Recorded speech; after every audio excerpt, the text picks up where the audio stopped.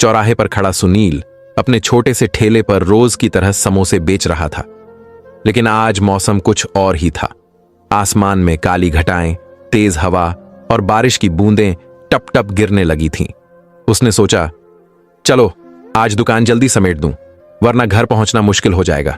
तभी अचानक उसकी नजर दूर से आते एक छोटे से बच्चे पर पड़ी। करीब 8 साल का वो बच्चा नंगे पांव, फटे पुराने कपड़ों में बेहद थका हारा और कमजोर सा लग रहा था, लेकिन उसकी आंखों में एक अजीब सी मासूमियत थी। धीरे धीरे ठेले तक पहुंचकर उसने कांपती आवाज में कहा, भाई क्या आप मुझे कुछ खिलाएंगे? बहुत भूख लगी है। सुनील एक पल को खामोश रहा, फिर चेहरे पर मुस्कान लाते हुए बोला, हाँ बेटा, क्यों नहीं, अभी देता हूं। उसने तुरंत कढ़ाई से गर्मा गर्म समोसा निकाला, हरी चटनी और प्याज के साथ एक प्लेट में सजाकर उसके सामने रख दिया। बच्चे ने समोसे की ओर देखा, लेकिन तुरंत ही आंखें झुका लीं। हिचकिचाते हुए बोला, आप मुझे खिला तो देंगे, मगर मेरे पास पैसे नहीं हैं, कहीं बाद में आप पैसे मांग न लें। यह सुनकर सुनील का दिल भर आया। हल्की मुस्कान के साथ उसने कहा, नहीं बेटा, ऐसा कुछ नहीं है, पैसे की फिक्र मत करो, वैसे भी मैं दुकान समेट ही रहा हूं। ये समोसे अब बिकने वाले नहीं, वरना कल तक खराब हो जाएंगे। तुम बेफिक्र होकर खाओ। बच्चे की आंखों में चमक आ गई।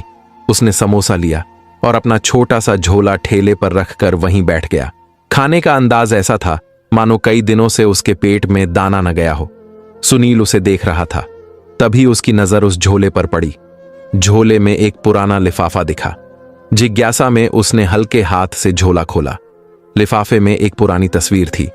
तस्वीर देखकर सुनील ठिठक गया। उसमें एक खूबसूरत औरत थी, महंगे कपड़े, कीमती गहने और गोद में वही बच्चा। तस्वीर साफ बता रही थी कि वो किसी अमीर घर की थी। सुनील ने तस्वीर बच्चे को दिखाते हुए पूछा, बेटा ये औरत कौन है? बच्चे ने खाते खाते रुककर तस्वीर देखी। उसकी आंखों में नमी आ गई। कांपती आवाज में बोला, ये मेरी मां है, बहुत दिनों से मुझे छोड़कर चली गई हैं। नाना जी ने बहुत खोजा, लेकिन वो कहीं नहीं मिली। जब भी मुझे उनकी याद आती है, मैं ये फोटो लेकर निकल पड़ता हूं।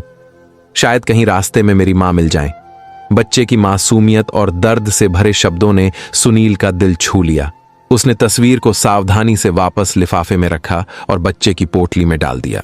चंद ही मिनटों में उसने समोसा खा लिया और बिना कुछ कहे धीरे धीरे वहां से निकल गया। सुनील सामान समेटने लगा। तभी उसकी नजर ठेले पर पड़े उस झोले पर गई। बच्चा अपना लिफाफा भूल गया था। सुनील घबरा गया। अरे ये तो बच्चा भूल गया, अब क्या करूं? दुकान छोड़कर जा भी नहीं सकता और बारिश भी बढ़ती जा रही है। मजबूरन उसने लिफाफा अपने थैले में रख लिया और जल्दी जल्दी घर के लिए निकल पड़ा। घर पहुंचते ही उसने थैला अपनी छोटी बहन को पकड़ा दिया। बहन ने सामान निकालते निकालते जैसे ही लिफाफा देखा, तुरंत खोल लिया। तस्वीर हाथ में लेकर वो हैरान रह गई। भैया ये बच्चा कौन है और ये औरत कितनी खूबसूरत और अमीर लग रही है? सुनील की आंखें थोड़ी नम हो गईं। उसने धीमी आवाज में कहा, ये वही बच्चा है जो आज मेरे ठेले पर आया था। भूखा था तो मैंने उसे समोसा खिलाया। जाते जाते ये लिफाफा भूल गया। फोटो में उसकी मां है। वो बच्चा अपनी मां को ढूंढ रहा है। बहन की आंखें भर आईं। उसने तस्वीर को गौर से देखा और बोली, भैया देखो तो, ये औरत कितनी सुंदर और अमीर लग रही है, लेकिन उसका बच्चा इतनी दयनीय हालत में, आखिर क्यों? इसी बीच उनकी मां भी वहां आ गई। उन्होंने फोटो हाथ में ली और ध्यान से देखने लगी। कुछ पल बाद बोली, मुझे ये चेहरा कहीं देखा हुआ लगता है, जैसे मैं इसे जानती हूं, पर अभी याद नहीं आ रहा। सुनील चौंक गया। अम्मा, अगर सच में आपने इसे कहीं देखा है तो जरूर याद करने की कोशिश करो। हो सकता है हम उस बच्चे की मदद कर पाएं।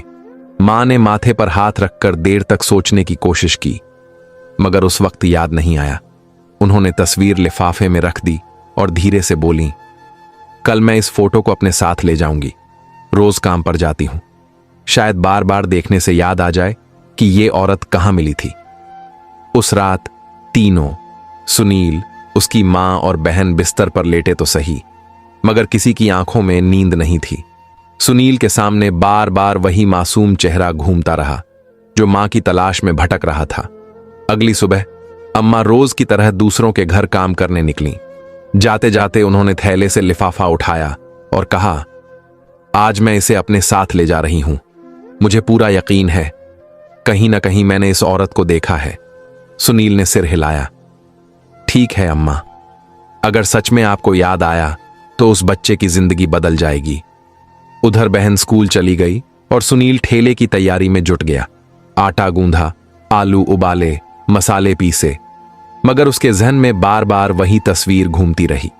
इधर अम्मा जिस घर में काम करती थीं वहां पहुंच गईं।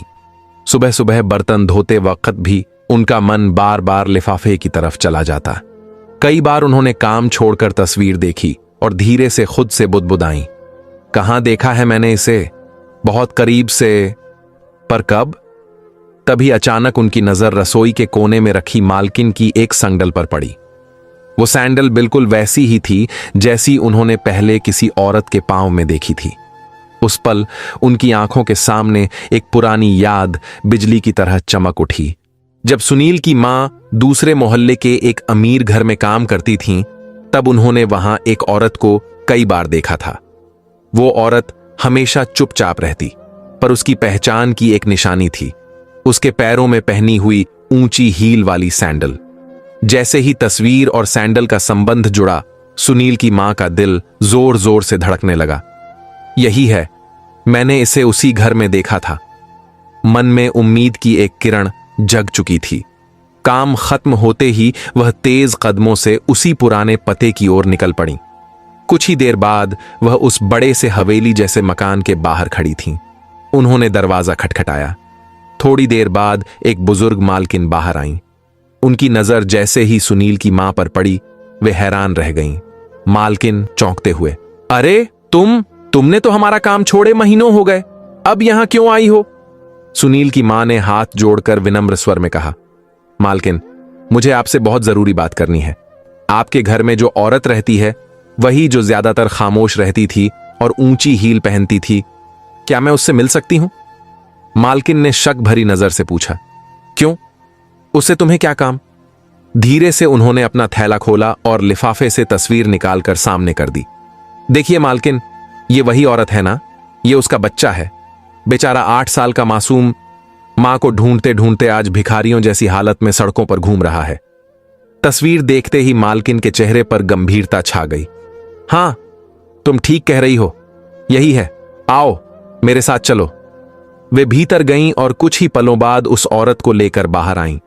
सुनील की मां ने तस्वीर उसके चेहरे से मिलाई और पहचानते ही उनके होठों से निकला, हां, यही है वही औरत। लेकिन वो औरत बेहद गुमसुम थी। उसकी आंखें खाली थीं, जैसे वह भीतर से टूट चुकी हो। चेहरे पर ऐसा शून्य था मानो जिंदगी से लड़ने की ताकत खो चुकी हो।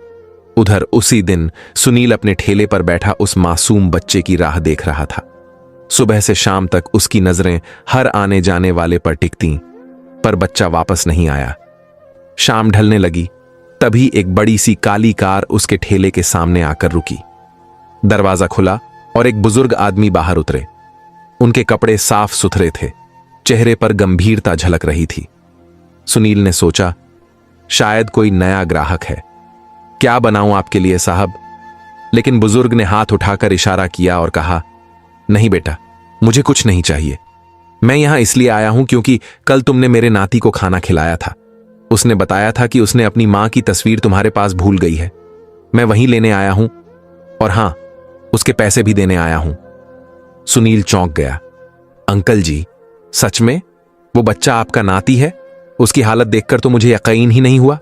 बुजुर्ग आदमी की आंखें भीग गईं। उन्होंने गहरी सांस लेकर कहा, हां बेटा, वही मेरा नाती है, और उसकी मां मेरी इकलौती बेटी। यह सुनकर सुनील की उत्सुकता और बढ़ गई। बुजुर्ग ने ठेले के पास ही खड़े खड़े अपनी पूरी दास्तान सुनाना शुरू किया। मेरी बेटी का नाम अंजलि है। बचपन से ही बहुत हंसमुख, चंचल और पढ़ाई में तेज। हमारी दुनिया उसी पर टिकी थी, लेकिन कॉलेज में उसने एक लड़के से प्यार कर लिया। जब हमें खबर मिली तो हमने समझाया, डांटा, मना किया, मगर वो अड़ी रही। एक रात वो उस लड़के के साथ घर छोड़कर चली गई। हमारे लिए वो रात मौत से भी भयानक थी। हमें लगा हमारी इज्जत मिट्टी में मिल गई। उस गुस्से में हमने उससे सारे रिश्ते तोड़ लिए। सुनील ध्यान से हर शब्द सुन रहा था। उसकी आंखों में सवाल थे और बुजुर्ग की आवाज में पछतावे का बोझ कुछ साल पहले हमें खबर मिली कि उस लड़के की मौत हो गई, अंजलि के पति की। उस सदमे को मेरी बेटी बर्दाश्त नहीं कर पाई। उस वक्त हमने मजबूरी में अंजलि और उसके छोटे बेटे यानी मेरे नाती को अपने घर ले आया। शुरुआत में सब ठीक था, पर धीरे धीरे उसका मन टूटा सा रहने लगा। डॉक्टरों को दिखाया, दवाइयां दी, पर उसकी आंखों से उम्मीद गायब होती गई। और फिर एक दिन उसने अचानक दरवाजा खोला और कहीं चली गई। हम दिन रात ढूंढते रहे, हर गली, हर मोहल्ला छान मारा, लेकिन वो कभी वापस नहीं लौटी। इतना कहते कहते उनकी आवाज भर्रा गई, आंखों से नमी छलक पड़ी। बेटा, मेरा नाती अपनी मां से बहुत मोहब्बत करता है। जब से उसने होश संभाला है, तभी से उस फोटो को लेकर गली गली, शहर शहर भटकता है। उसे लगता है किसी मोड़ पर उसकी मां मिल जाएगी। कल वह तुम्हारे ठेले तक पहुंच गया था। सुनील का दिल जैसे कसक उठा। उस मासूम की छवि और गहरी उतर गई। उसने धीमे स्वर में कहा, अंकल जी, सच कहूं तो वो फोटो अभी मेरे पास नहीं है। मैंने उसे अपनी मां को दे दिया था। उन्होंने कहा था कि शायद यह औरत उन्होंने कहीं देखी है, इसलिए तस्वीर उन्हीं को थमा दी।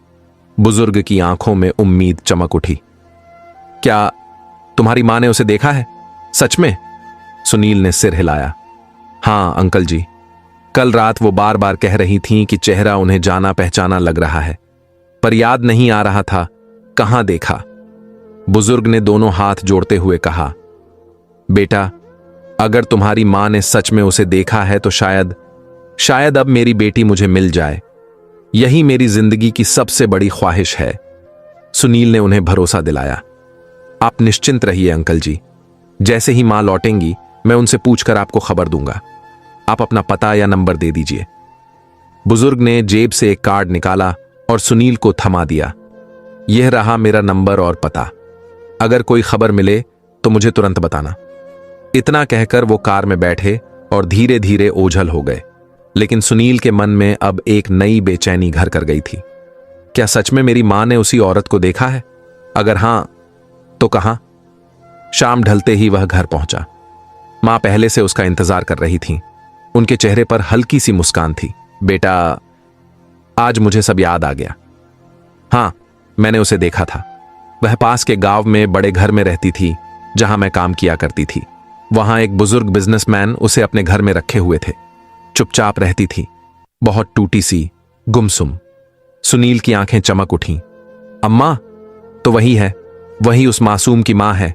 और आज उसके पिता यानी बच्चे के नाना मेरे पास आए थे। उन्होंने पूरी कहानी बताई। कहा कि अगर उनकी बेटी मिल जाए तो तुरंत खबर देना।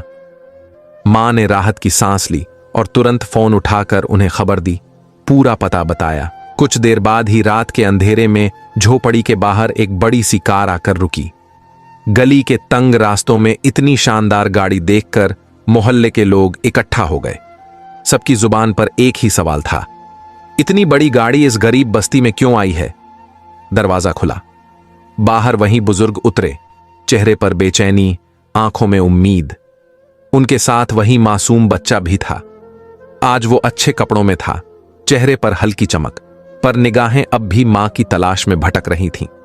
बुजुर्ग ने सुनील को देखते ही कहा, बेटा, कहां है मेरी बेटी? मुझे उससे मिला दो। कई सालों से उसकी एक झलक देखने के लिए तरस रहा हूं। सुनील ने अपनी मां और बहन के साथ उन्हें रास्ता दिखाया और पास के उसी बड़े घर तक ले गया जहां उस औरत की गुमसुम जिंदगी कैद थी। दरवाजा धीरे धीरे खुला। सामने वही औरत खड़ी थी, थकी हुई आंखें, बिखरे बाल और चेहरे पर अजीब सी खामोशी।